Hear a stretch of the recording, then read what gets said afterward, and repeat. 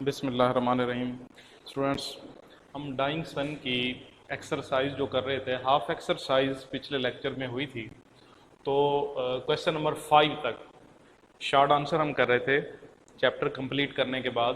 Question number 5 تک ہم پہنچ گئے تھے. کویشچن نمبر 6 سے ہم نے آگے اس کو سٹارٹ کرنا ہے. Write a note on beginning of life on the, کہ لائف جو ہے، beginning of life on the, زمین کے اوپر لائف جو ہے وہ کس طریقے سے مارز وجود میں آئی ہے، اس کا آغاز کیسے ہوا ہے، کس طریقے سے لائف نے سروائیو کیا ہے زمین کے اوپر، ارتھ کے اوپر، یہ جو ہمارا پلینٹ ہے.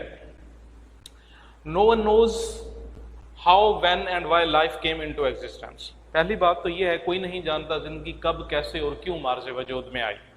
سر James Jeans says that somehow a simple living organism, simple living organism، سادہ اجسام، سمپل لیونگ آرگینزم، سادہ اجسام، یعنی لائف کا جو آغاز تھا لیونگ آرگینزم سادہ اجسام میں کیم انٹو ایگزسٹنس، سادہ اجسام کی شکل میں لائف نے ایگزسٹ کیا.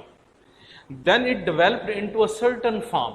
اس کے بعد پھر اس کی ڈیولپمنٹ ہوتی رہی، وقت کے ساتھ ساتھ اس کے اندر تبدیلیاں آتی رہیں، چینجنگ آتی رہیں، اور پھر لائف جو ہے ایک سرٹن فارم کے اندر ڈھل گئی. Finally it changed into human being, اور بالآخر یہ چینج ہوتی ہوئی ہیومن بینگ کے اندر کنورٹ ہو گئی، چینج ہو گئی. ان دس وے لائف بگین آن ارتھ، اور اس طریقے سے زمین کے اوپر لائف کا ارتقا ہوا. آپ کو یاد ہوگا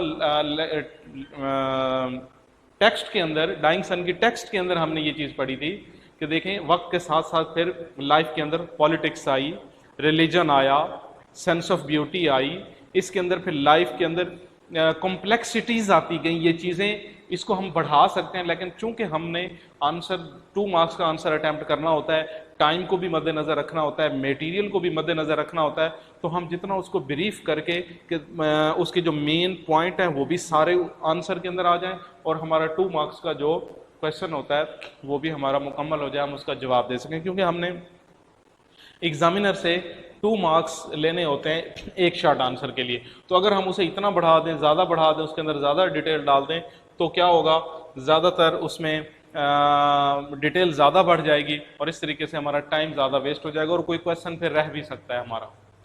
کویشچن نمبر 7. کویشچن نمبر 7 ہے جی، why is the universe so frightening, give some reason. کہ چیپٹر میں ہم نے پڑھا ہے کہ یہ جو کائنات ہے، یونیورس ہے، سو فرائٹنگ، لائف بہت فرائٹننگ ہے، اس سے ڈر لگتا ہے. یہ یونیورس جو ہے نا ڈراؤنی ہے، اس کے بارے میں سوچ کے، چیزوں کو دیکھ کے ڈر لگتا ہے. وہ کیوں، آخر اس کی وجہ کیا ہے، اس کو ہم نے جو چیپٹر میں پڑھا ہے اس کو ایک ترتیب کے ساتھ ہم نے یہاں پہ ڈسکس کرنا ہے، جو کہ اس سوال کا آنسر بن جائے گا اور ہمارا آنسر تیار ہو جائے گا. The universe is so frightening to us because of its wide distances. سب سے پہلی اس نے جو ریزن بتائی ہے جی، wide distances and long stretches of time. stretches of time، وقت کا پھیلاؤ، فاصلے اور وقت کا پھیلاؤ.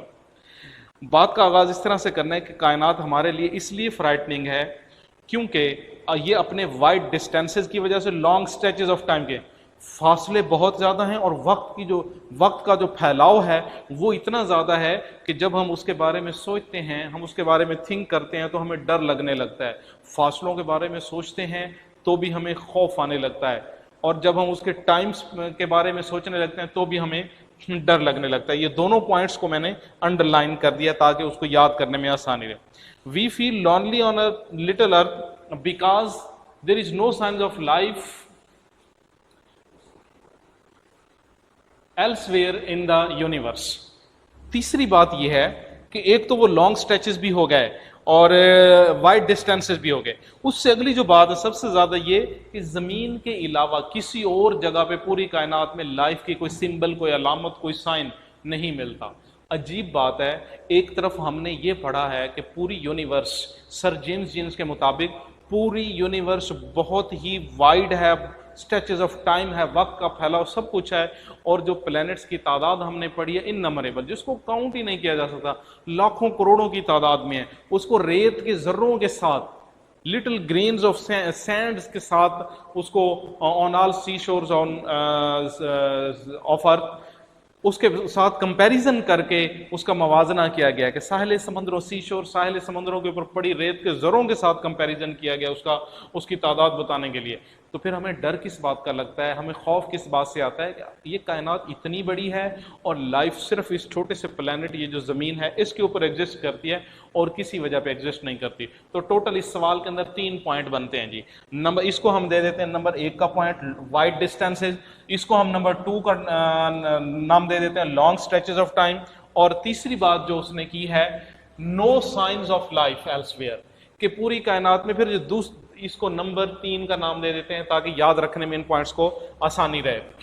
तो ये 3 टोटल पॉइंट हो गए कि ये इन 3 वजूहात की बिना पे हमें कायनात के बारे में सोच के डर लगता है। नेक्स्ट क्वेश्चन है जी, question number 8, last question. What should be the condition necessary for the kind of life we know to exist on earth heavenly body, कि ये जो हेवनली बॉडी अजराम फल्की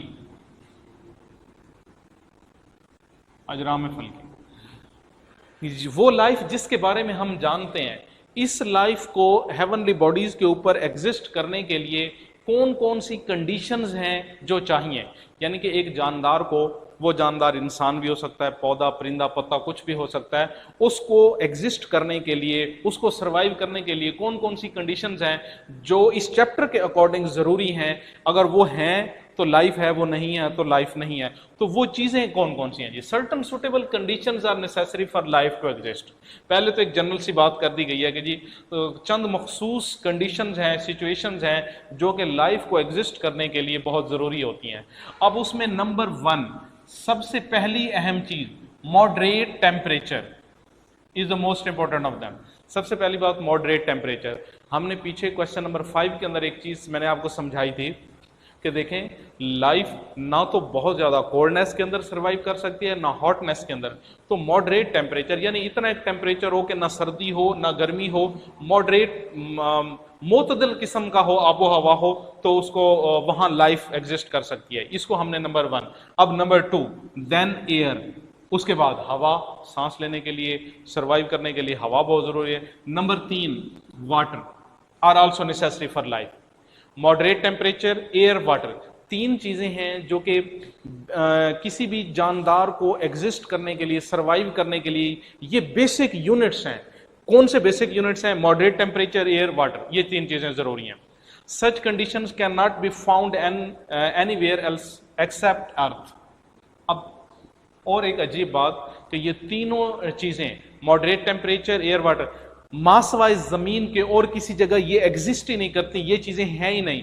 इसलिए सर जेम्स जीन्स ने चैप्टर के शुरू में दूसरे पैराग्राफ में ये चीज डिस्कस की थी कि लाइफ सिर्फ नैरो बेल्ट्स, जमीन को उसने एक तंग पट्टी का, नैरो बेल्ट का नाम दिया था कि जिसके ऊपर लाइफ एग्जिस्ट करती है और कहीं नहीं करती। रीजन उसने क्या बताई थी? क्योंकि ये तीनों चीजें सिर्फ जमीन पे पाई जाती हैं। अगर किसी और प्लेनेट के ऊपर ये चीजें हों तो वहां इंसान रह सकता है, पौधे परिंदे पत्ते फसलें हर चीज हो सकती है। जब ये तीनों चीजें ही नहीं हैं, तो जब ये तीनों नहीं है तो लाइफ भी नहीं है। तो ये तीनों पॉइंट आप इसके तैयार कर लेंगे तो ये हमारी इस चैप्टर की डाइंग सन की जो एक्सरसाइज है वो कंप्लीट हो गई। इसके सिनोनिम्स भी हो गए, ट्रांसलेशन भी साथ हो गई, और इसके जो 8 पॉसिबल क्वेश्चंस बनते थे अकॉर्डिंग टू टेक्स्ट बुक वो भी सारे कंप्लीट हो गए। अब इसके बाद इंशाल्लाह हम जो नेक्स्ट लेक्चर होगा हमारा, उसके अंदर हम दूसरा chapter using the scientific method जो है वो हम स्टार्ट करेंगे। Thank you.